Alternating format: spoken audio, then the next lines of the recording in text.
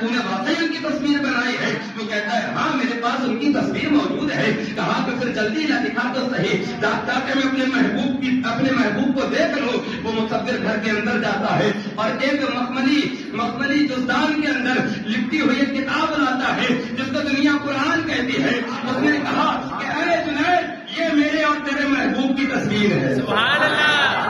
یہ قرآن تیرے اور میرے محبوب جس سے ہم محبت کرتے ہیں یہ ان کی تصویر ہے.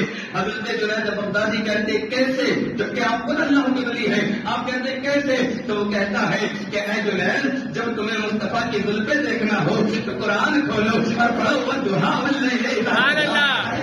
جب تمہیں مصطفیٰ کا سینہ دیکھنا ہو قرآن کھولو پڑھو الم نشرح لک صدرک.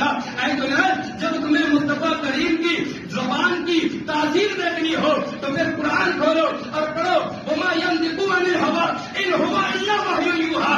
اے جنید جب تمہیں مصطفیٰ کریم کے چلنے کا انداز دیکھنا ہو تو قرآن کھولو اور پڑھو لا اقسم بهذا البلد وانت حل بهذا البلد. اے جنید جب تمہیں مصطفیٰ کریم کی صحابت دیکھنی ہو تو پھر قرآن کھولو اور پڑھو انا اعطیناک الکوثر. اور اے جنید اگر تمہیں